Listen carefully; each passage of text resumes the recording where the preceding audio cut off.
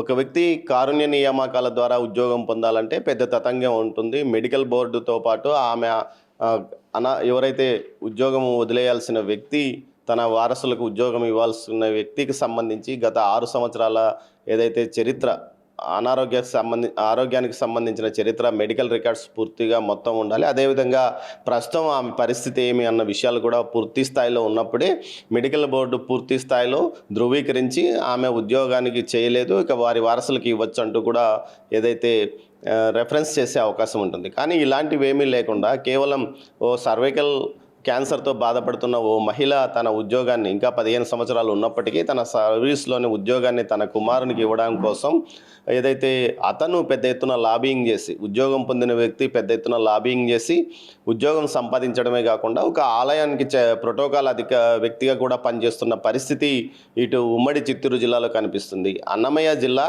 ఏదైతే వాల్మీకిపురం ఎంపీడీఓ ఆఫీస్లో జూనియర్ అసిస్టెంట్గా పనిచేస్తున్న చక్రపాణి ఈ మధ్యనే ఉద్యోగం కానీ 2 నెలల క్రితమే ఉద్యోగంలో చేరాడు. చేరిన వెంటనే అతనికి అక్కడ ఎలాంటి పని అప్పజెప్పకుండా కేవలం నేరుగా అతన్ని తిరుపతి టీటీడీకి సంబంధించి ఏదైతే కలెక్టరేట్ నుంచి టీటీడీ పద్మావతి ఆలయంలో ప్రోటోకాల్ విధులు చూసే వ్యక్తిగా అతన్ని బదిలీ చేశారు. అంటే అతని ఎంత పలుకుబడి ఉందో అర్థం చేసుకోవచ్చు. మొత్తం మీద అయితే అతని ఉద్యోగమే పెద్ద అక్రమం అంటూ ఓ అమ్మాయి బయటకు వచ్చింది. చంద్రలేఖ అనే అమ్మాయి గతంలో అతనితో సన్నిహితంగా ఉంటూ అతనితో ప్రేమలో ఉన్న ఆ అమ్మాయిని కూడా ఏదైతే ఈ విషయం మీద అమ్మాయి విభేదిస్తే ఆ అమ్మాయిని కూడా పక్కన పెట్టాడని అమ్మాయి చెప్తుంది. ప్రస్తుతం మనతో చంద్రలేఖ గారు ఉన్నారు. ఆమెను అడిగి మరిన్ని విషయాలు తెలుసుకుందాం. అమ్మ, చక్రపాణి అనే వ్యక్తి గురించి మీరు ఆరోపణలు చేస్తున్నారు. అతను మీకు ఎన్ని సంవత్సరాల నుంచి తెలుసు? నాకు 7 years 2019 నుంచి నాకు అతనికి ప్రేమ అనేది జరుగుతుంది సార్. అతన్ని పెళ్లి చేసుకుంటానని చెప్పి నాకు తరచూ చెప్పడం, ఆ కాన్సెప్ట్లోనే మేము ఉన్నాము. అతనికి 2 సిస్టర్స్ ఉన్నారు. ఆల్రెడీ ఒక సిస్టర్కి ఎప్పుడో పెళ్ళైపోయింది, పిల్లలు ఉన్నారు. ఇంకో సిస్టర్ ఎవరైతే ఉన్నారో పూర్ణిమ అమ్మాయి పేరు, ఆ అమ్మాయికి పెళ్ళి అవ్వలేదన్నమాట. ఆవిడకి పెళ్ళి అయితే మనం పెళ్లి చేసుకుందామని నాకు చెప్పడంతో నేను వెయిట్ చేయడం జరిగింది. ఆ అమ్మాయికి వచ్చి 2025 January 31st మ్యారేజ్ అయితే జరగడం జరిగింది. ఇదే తిరుచానూరు ఆర్కే కళ్యాణ మండపంలో జరిగిన తర్వాత నన్ను పెళ్లి చేసుకుంటానని చెప్పడంతో నేను ఓకే అన్నాను. ఆ తర్వాత నాకు తెలిసింది ఏంటంటే ఇతను ఇల్లీగల్గా స్కామ్లో వెళ్ళి అడ్డదారులు వెళ్తూ వాళ్ళ అమ్మ జాబ్ని తీసుకోవాలనే కాన్సెప్ట్లో ఇతను ఉన్నాడని చెప్పి నేను తరచూ అతనికి ఖండించడం జరిగింది. వాళ్ళ మదర్ మంద్యం జయమ్మ ఆమె పేరు. ఆవిడ జెడ్పీ స్టాఫ్ అండి. సొరకాయపాలెం ఆర్సీపురం మండలానికి చెందిన జెడ్పీ స్కూల్లో ఆవిడ సబార్డినేట్గా వర్క్ చేస్తున్నారు సార్. అటెండర్ అది సార్, ఆవిడ వర్క్ చేస్తున్నారు. ఇప్పుడు ఆమె జాబ్లో ఉందా? ఆమె జాబ్ను ఎప్పుడు వదిలేసిందమ్మా?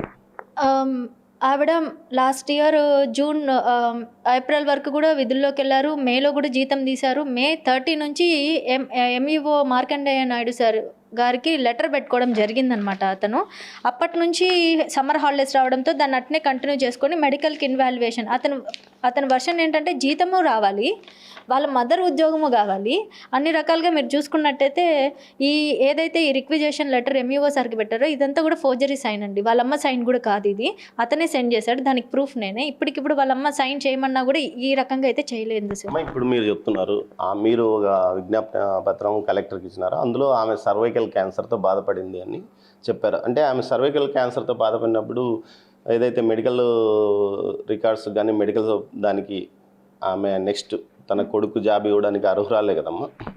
విషయం ఏంటంటే 2010 ఆ టైంలో ఆమెకి సర్వైకల్ క్యాన్సర్ ఉందని చెప్పి ఎవరైతే చక్రపాణి నేను ప్రేమించానో అతనే నాకు చెప్పడం జరిగింది. అది క్యూర్ అయిపోయింది. స్విమ్స్లో చూపించాము. కీమోథెరపీ, రేడియేషన్ థెరపీ ఇవన్నీ చేయించడంతో క్యూర్ అయిపోయింది సార్. అప్పటి నుంచి మీరు లెక్కేసుకోండి, 2010 నుంచి ఇదేంటి 2025 వరకు కూడా, మే వరకు కూడా ఆమె హ్యాపీగానే జాబ్ చేస్తున్నారు. కొత్తగా ఏంటంటే ఆమె నిజంగా బాధపడేదైతే అప్పటి నుంచే బాధపడాలి. అప్పటి నుంచే ఈ మెడికల్ ఇన్వాల్యుయేషన్ అప్పుడు చేసుకోవాలి. అతను ఇప్పుడు ఎందుకు చేస్తున్నారు? నెక్స్ట్ ఇంకోటి ఏంటంటే అతను ఏదైతే ఆ సాకు పెట్టుకొని సర్వైకల్ క్యాన్సర్ అనే సాకు పెట్టుకొని అదొకటే కాకుండా ఆమెకి లివర్ పోయింది, స్పైనల్ కార్డ్, నా దగ్గర ప్రూఫ్ ఉందండి. ఎంఈఓ సార్ అటెస్టేషన్ చేసి మరి ఇచ్చారు, సిగ్నేచర్ చేసి.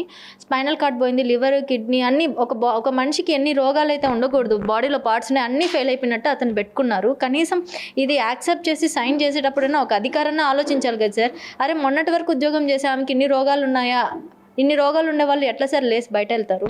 ఇప్పుడు ఏదైతే రుయ్యా కానీ పెద్ద పెద్ద డాక్టర్స్ ఉంటారు కర్నూలులో మెడికల్ బోర్డులో కూడా, వీటిని ఏ విధంగా మేనేజ్ చేస్తారని మీరు భావిస్తున్నారు?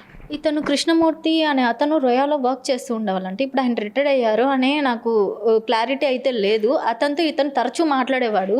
అతను ద్వారా కర్నూలు మెడికల్ హాస్పిటల్లో ఒక హెచ్ఓడి కానివ్వండి, కింద స్థాయి నుంచి ఎవరైతే ఉన్నారో అందరితో డీలింగ్ ఒక ప్యాకేజ్, ఒక 15-20 lakhs ప్యాకేజ్ మాట్లాడుకోవడం అయితే జరిగి ఈ ప్రాసెస్ అంతా వాళ్ళ మదర్ లేకుండా కృష్ణమూర్తి అనే అతనే వేరే వాళ్ళ మదర్ లాగే ఉండే ఆవిడ్ని, ఈ రోగాలన్నీ ఏదైతే అతను ఈ పేపర్లో మెన్షన్ చేసుకున్నారు రిక్విజేషన్ లెటర్లో, అవన్నీ ఉండే ఆవిడ్ని తీసుకుని వెళ్ళి వాళ్ళమ్మ ప్లేస్లో ఆవిడ్ని రీప్లేస్ చేశారు. ఒక మెడికల్ ఇన్వాల్యుయేషన్ అంటే అడ్మిట్ అవ్వాలి, చాలా ప్రాసెస్ ఉంటుంది.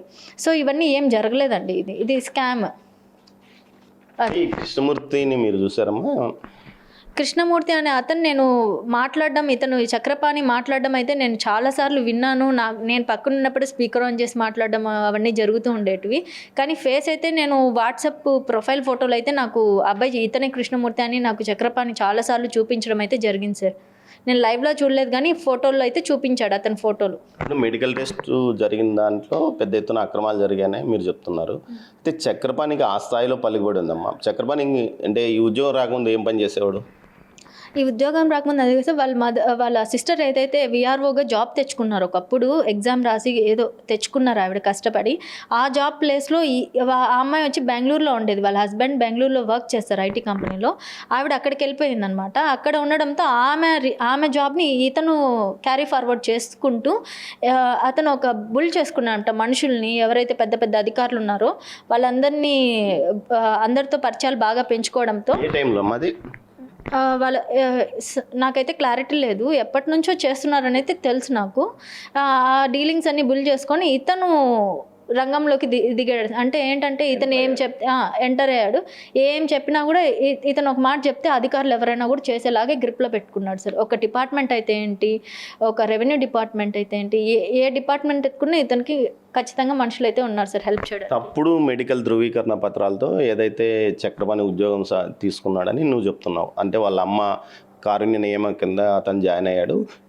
ఇప్పుడు 3 నెలలు అయింది అతను జాయిన్ అయ్యాము.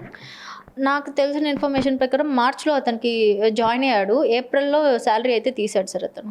1 నెలకి అతనికి డిప్యుటేషన్ ఇచ్చారా? యాక్చువల్గా ఎవరికి అలా ఇవ్వరు. నాకు తెలిసిన మా ఫాదర్ కూడా ఒక గవర్నమెంట్ ఎంప్లాయీ, నేను గవర్నమెంట్ ఎంప్లాయీ ఉన్న ఫ్యామిలీలోనే పెరిగాను. ఎప్పుడు ఇట్లాంటివి అయితే నేను వినలేదు, చూడలేదు. ఇన్ఫ్యాక్ట్ మా ఫాదర్కి బ్రెయిన్ స్ట్రోక్ వచ్చింది సార్. నిమ్హాన్స్లో ట్రీట్మెంట్ తీయించుకుంటున్నాము. కాళ్ళు మీరు చూసినట్టయితే మా ఫాదర్కి ఒక బొటన్ వెల్ రీజన్గా తీసేశారు, ఫిస్టలా వచ్చింది. మొన్న January 26 సంక్రాంతి రోజు నేను ఇవన్నీ పెట్టుకొని కూడా నేను CEO రవికుమార్ నాయుడు సార్ దగ్గరికి వెళ్ళి, సార్ డెప్యుటేషన్ వేయండి సార్, మా ఫాదరు పరిస్థితి బాగాలేదు, పిచాటులో వర్క్ చేస్తున్నారు, అప్పటి నుంచి చేయలేరు అని. అప్పటికి కూడా బ్యాన్ లిఫ్ట్ అయ్యాక చేస్తామమ్మా అని చెప్పిన సారు ఇతనికి ఎలా డెప్యుటేషన్ వేస్తారు? రాజకీయంగా పలుకుబడి ఉందంటారు. అయితే పెద్ద పెద్ద MRO రెవెన్యూ డిపార్ట్మెంట్ నుంచి అతనికి చాలా పెద్ద స్థాయిలో అయితే పలుకుబడి ఉంది సార్. అతను ఒకటే నన్ను ఎవరు ఏం చేసుకోలేరు. మీరు ఇప్పుడు ఈ విషయంలో కలెక్టర్ని కలిసారా?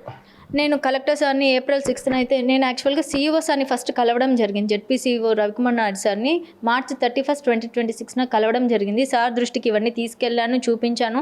సార్ నన్ను గ్రీవెన్సల్ రోజు April 6, 2026 జరిగేటప్పుడు గ్రీవెన్సల్ రోజు రామ్మ, గ్రీవెన్సల్ జరిగేటప్పుడు కాకుండా పర్సనల్ అపాయింట్మెంట్ నేను తీస్తాను 3 to 4. అప్పుడు నేను పక్కనే ఉంటాను, ఇదన్నీ సార్కి చూపిస్తాం. అక్కడికక్కడే నేను మెడికల్ రీఎగ్జామినేషన్కి నేను రాసి అతన్ని వెంటనే అతని మీద చర్యలు తీసుకుంటాను, ఇది ఖచ్చితంగా నేను నీకు హెల్ప్ చేస్తాను అని అన్న సార్ మాట ఇచ్చిన అతను March 31 నుంచి April 6కి ఒక 4-5 days ఏదైతే ఉందో ఏం జరిగిందో సార్కి ఎక్కడి నుంచి ఏం థ్రెడ్ వచ్చిందో నాకైతే తెలీదు. అలా అన్న సార్ నేను గ్రీవెన్సల్కి వెళ్ళిన రోజు సార్కి కనిపిస్తే ఇచ్చేసి వెళ్ళిపో అమ్మా అని చెప్పారు. కలెక్టర్ గారు CEO సార్ని కలిశాను. సార్ నేను వచ్చాను సార్ అని నేను సార్కి వెళ్ళి కలవడం జరిగింది. సార్ ఉన్నారు కదమ్మా కలెక్టర్ని మీరు మీట్ అయ్యారా? నేను అదే గ్రీవెన్సల్ రోజు నేను నిరాశ పడకుండా, కలెక్టర్ ఆఫీస్లో జరగలేదు, జీడీ నెల్లూరులో ఎంపీడీఓ ఆఫీస్లో జరిగింది. ఆ రోజు నేను కలెక్టర్ సార్ని కలవడం జరిగింది. సుమిత్ కుమార్ సార్ని 2 minutes నేను మాట్లాడడం జరిగింది. సార్ కూడా నాకు సానుకూలంగా నాకు రెస్పాండ్ అయ్యారు. ఈ ఫైల్ ఏదైతే నేను ఇచ్చాను విత్ ప్రూఫ్స్ CDతో కూడా నేను ఇవ్వడం అయితే జరిగింది. సార్ వెంటనే రియాక్ట్ అయ్యి ఇది ఫైల్ పక్కకు పెట్టండి, నేను అడిగినప్పుడు మీరు ఇవ్వండి నాకు, నేను దీని మీద యాక్షన్ తీసుకుంటానని సార్ చెప్పడం జరిగింది. కాకపోతే ఇక్కడ జరిగింది ఏంటంటే నేను ఇచ్చినట్టు నాకు అక్నాలెడ్జ్మెంట్ కానీ ఒక మెసేజ్ వస్తుంది గ్రీవెన్స్లో నేను అర్జీ ఇచ్చినట్టు, నాకు ఏది రాలేదు. దీని వెనకాల చాలా పెద్ద కుట్రనే ఉంది సార్. ఎందుకు రాలేదు అనేది నా నా ఆరోపణలు. మీ డిమాండ్ ఏమ్మా ఇప్పుడు? అంటే మీ ప్రేమ విషయాన్ని మీరు పక్కన పెట్టారా, లేకపోతే అతనితో జీవనం కొనసాగించాలని కోరుకుంటున్నారా? ఫస్ట్ థింగ్, నా లైఫ్ అయితే స్పాయిల్ చేశాడు. ఒక 7 years నా లైఫ్ స్పాయిల్ చేశారు. ప్రేమించి నన్ను చాలా రకాలుగా నన్ను వాడుకొని ఇబ్బంది పెట్టడం అయితే జరిగింది. అన్ని రకాలుగా నేను కోల్పోయాను. నా జీవితం, నా ఫ్యామిలీని అందరినీ రోడ్డుకి వేసేసాడు అతను. లేనిపోని ఆరోపణలు, ఒక ఫినాన్షియల్గా అన్ని రకాలుగా నేను అతని దగ్గర లబ్ధి పొందాను అనేసి. నేను ఒకటే అడుగుతున్నా, ఒక ప్రూఫ్, నేను ఏ రకంగా లబ్ధి పొందాను అనే ఒక ప్రూఫ్ నేను అడుగుతున్నా. ఇంకోటి ఏంటంటే, ఎట్లాగో నా జీవితం పోయింది. ఇప్పుడు గవర్నమెంట్ నన్ను నాశనం చేసేసాడు, నన్ను మోసం చేశాడు. ఓకే, ఒక గవర్నమెంట్ని స్కామ్ చేసి ఉద్యోగం తీసుకున్నాడంటే రేపు జూనియర్ అసిస్టెంట్ అతనికి జాబ్ వచ్చింది. అతని డ్రీమ్ ఏంటంటే ఇక్కడ జెడ్పీలోనే కాకుండా జెడ్పీ నుంచి రెవెన్యూకి వేసుకొని పెద్ద మోతాదులో అతను సంపాదించాలనేది అది ఆయన డ్రీమ్ సార్. కాబట్టి ఇతన్ని ఏదైతే ఉందో వెంటనే ఇతన్ని ఎంక్వైరీ వేసి మెడికల్ ఇన్వాల్యుయేషన్కి పంపించి ఇది ఏదైతే తప్పు జరిగిందో దీని మీద వెంటనే యాక్షన్ తీసుకొని అతని మీద ప్రాపర్ ఇది చేయాలని అయితే నేను కోరుకుంటున్నాను.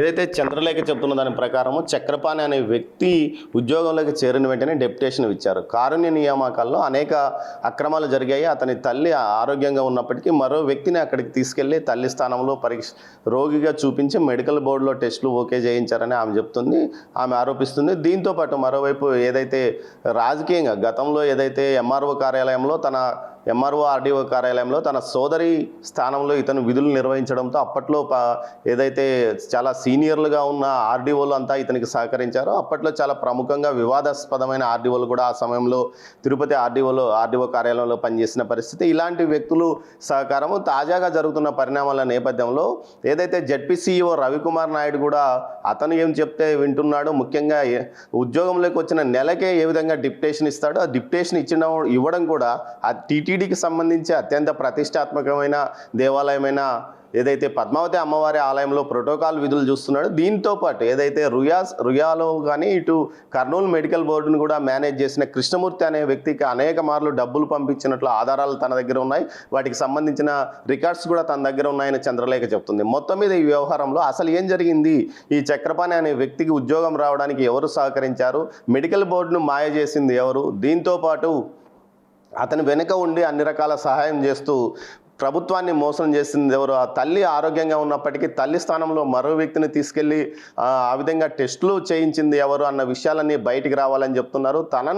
తన జీవితాన్ని నాశనం చేసిన వ్యక్తి రేపు కీలకమైన ప్రభుత్వ ఉద్యోగంలో ఉండి ప్రభుత్వాన్ని ప్రజలను కూడా మరింతగా దోచుకుంటాడని ఆమె అభిప్రాయపడుతున్నారు. కెమెరా పర్సన్ పురుషోత్తంతో దామోదర్, తిరుపతి నుంచి.